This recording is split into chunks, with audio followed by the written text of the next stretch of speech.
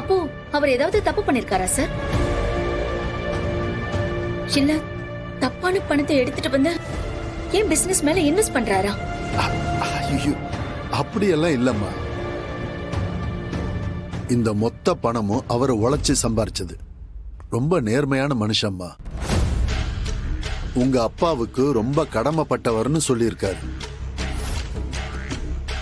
சில பேரு உதவி செஞ்சுட்டு அத ஊரெல்லாம் தம்பட்டம் அடிச்சிட்டு இருப்பாங்க. இந்த மனுஷனுக்கு அந்த மாதிரி கேரக்டர் இல்ல. சரிங்க சார், நீங்க சொல்ற மாதிரி அவர் உலகமாக உத்தமரா நல்லவராவே இருக்கட்டும். ஆனா அந்த நல்லவரை நான் பார்க்கலாம்ல, அவரை பத்தி நான் தெரிஞ்சுக்கணும்ல. சார் சார், நீங்க என்ன வேணா சொல்லுங்க, அவரை பாக்குற வரைக்கும் எங்களுக்கு சந்தேகமா தான் இருக்கும். சார் தயவு செஞ்சு யாருன்னா சொல்லுங்களேன் சார், இவ்வளவு சஸ்பென்ஸ் வைக்கிறீங்க. Sir please sir.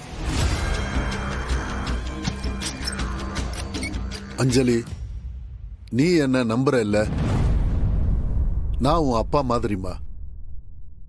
நான் உன்னை என் பொண்ணாதான் நினைக்கிறேன். நான் உன்னை ஏமாத்துவேனா? நான் தெளிவாவே சொல்றேன். அவருக்கு உன் இன்வென்ஷனை அபகரிக்கணும்னோ உன்னை ஏமாத்தணும்னோ எந்த நோக்கமும் கிடையாது. சொல்ல போனா அவருக்கு பணத்து மேல எந்த ஆசையும் இல்லம்மா. நீ முன்னேறணும், நீ நல்லா இருக்கணும், அததான் அவர் 24 மணி நேரமும் நினைச்சுக்கிட்டு இருக்காரு. அத புரிஞ்சிக்காம அவரை பத்தி தப்பா யோசிக்காதம்மா பிளீஸ். இத நான் என் மனசுல இருந்து ஆத்மார்த்தமா சொல்ற வார்த்தை.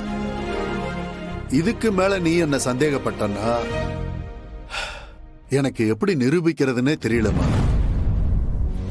இங்க பாரு, இந்த நிமிஷம் வரைக்கும் இந்த பிசினஸ்ல உன்னை நான் ஏதாவது கொஸ்டின் பண்ணிருப்பனா?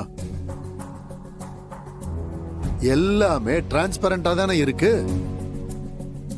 நீ தானே எல்லாத்துலயுமே சைன் பண்ணிருக்க.